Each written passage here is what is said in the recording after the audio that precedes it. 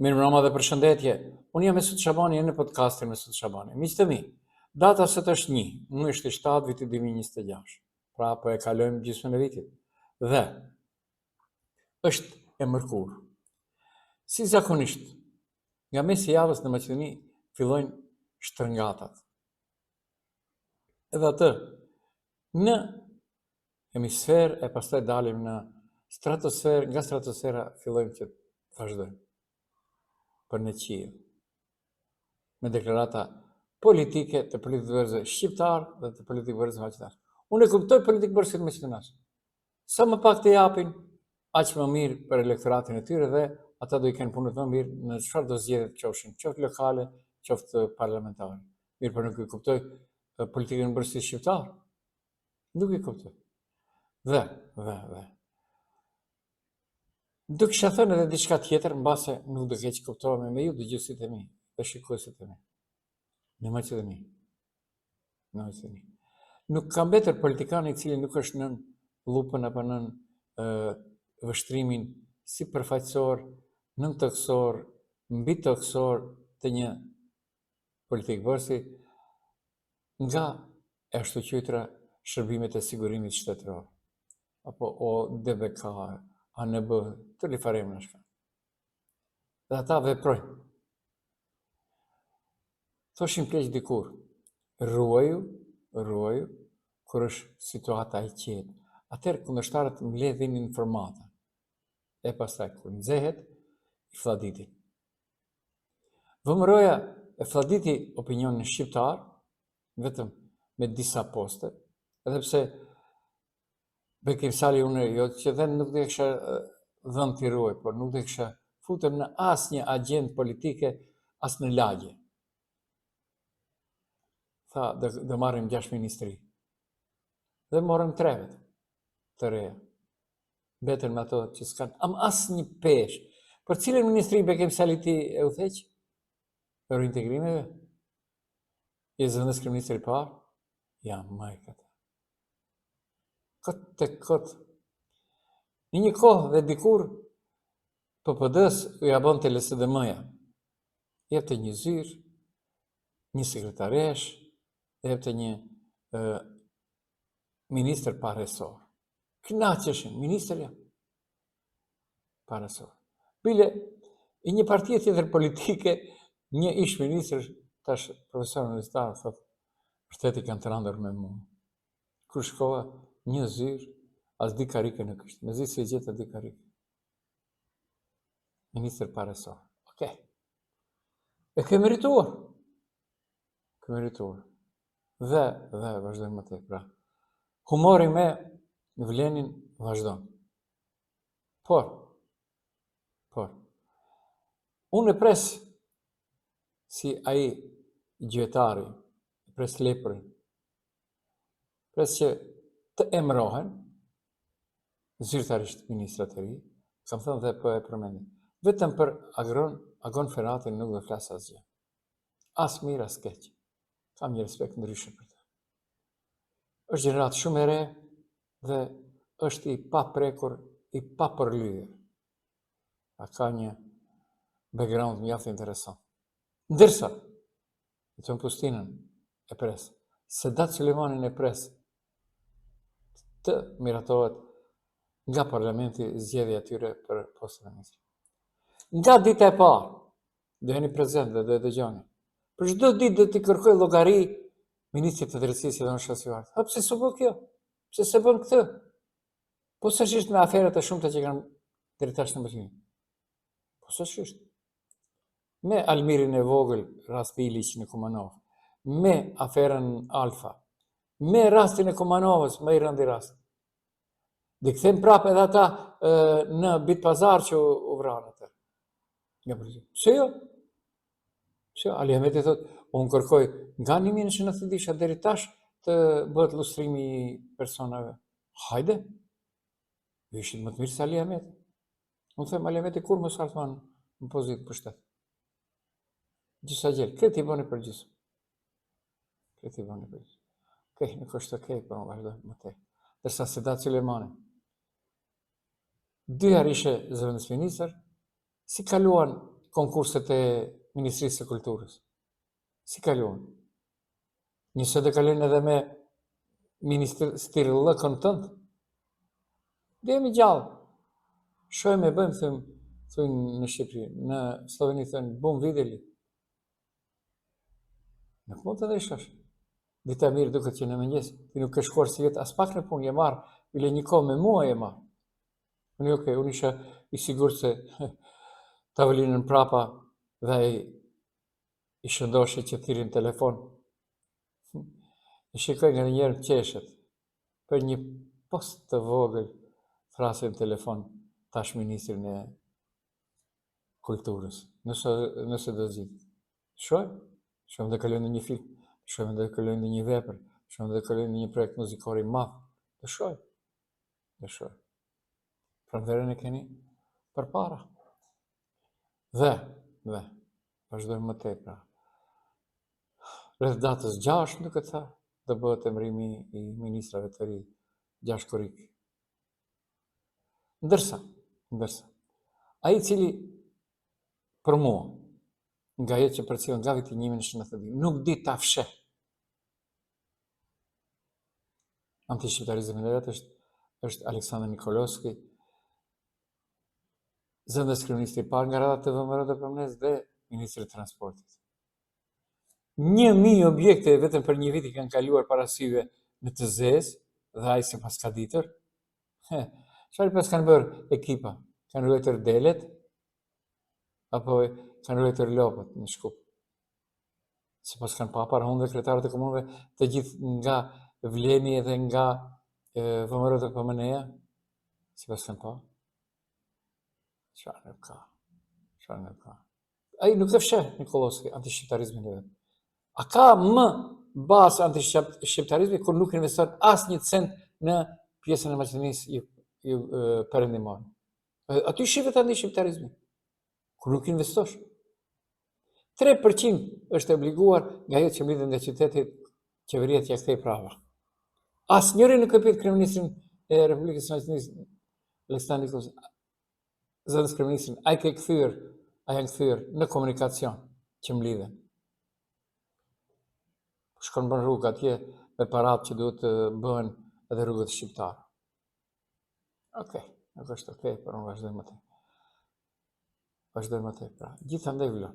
Dhe Maqedonia ka edhe hallet e tjera. 13.500 amandamente sot janë ndërzuar në parlament për të bllokuar kodin zgjedhor nga LSDM dhe Levica. 10.000 LSDM-ja, 3.500 Apasjevi tha nga Partia Levica. Dhe dy çfarë tha Apasjevi, unë e besoj.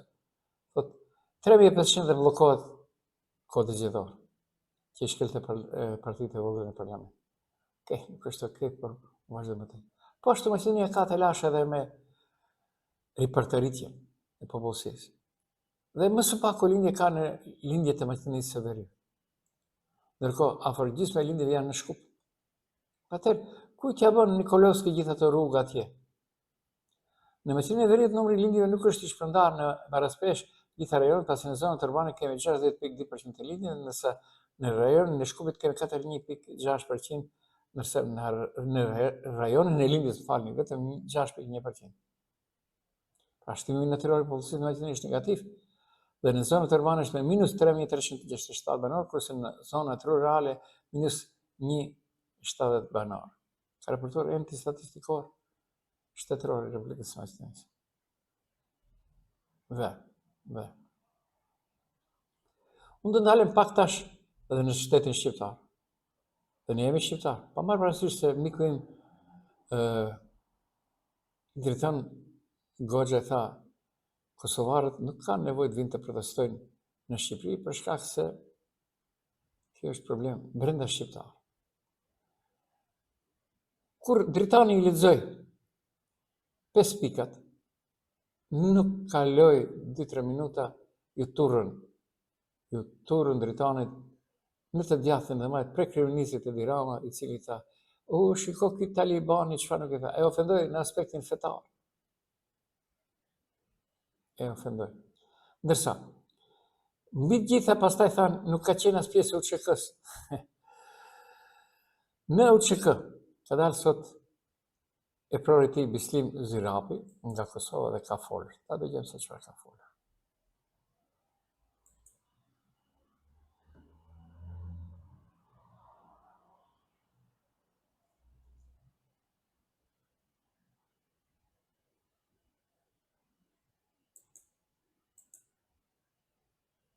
Dritan Goxha, një personazh që së fundmi ka marrë një rol protagonisti në protestat para kryeministrisë, apo edhe të martën në sherrin para kuvendit, por edhe u shoqërua nga policia, thoshte pak ditë më parë në një intervistë se ai ka qenë në urdhrat e Bislim Zyrapit, ish shefit të shtabit të përgjithshëm të UÇK-s, duke u përgjigjur kështu akuzave se ai nuk ka qenë asnjëherë pjesë e luftës së Kosovës.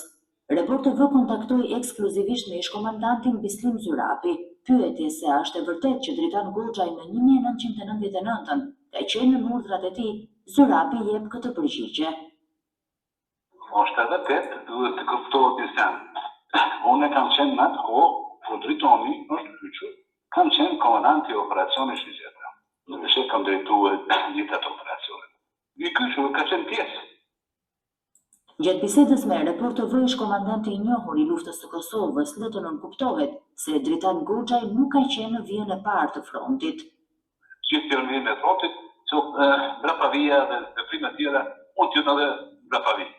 Edhe konfirmojnë edhe dokumente tjera, të cilat tregojnë për cilës kohë ka qenë i kyçur. Për debatet e kryuara në Tiranë apo edhe në Prishtinë, Zyrapi jep vetëm këtë koment, duke ju referuar edhe lehtësimit nga ana e Goxhait në protestë të 5 kërkesave të protestuesve. Mas 30 vite të folet për çështje, unë shkati Dritoni nuk është prezantuar si ish ushtari i UÇK-s ose nëmën të UÇK-s ose nëmën të veteranit. Nga hulumtimi i dokumenteve, Report TV ka zbuluar se Dritan Goxha ka qenë pjesë e ushtrisë çlirimtare të Kosovës vetëm më pak se 4 muajt e fundit të luftës, nga 1 marsi 1999 deri në qershor kur mbaroi lufta. Këtë e ka konfirmuar edhe babai i tij, Dilaver Hoxha, i cili ka mbajtur postin e zëvendës shefit të përgjithshëm të shtabit të UÇK-s. Në një intervistë ku thoshte se djali i tij e dinte emigrant në Greqi për një shkollë aviacioni, kur papritur në mars të vitit 1999, mësoi se ai ishte bërë pjesë e UÇK-s si shoqërues i disa oficerëve amerikan. Po pra, dhe ranuj të gjitha ata që u tha. Pra,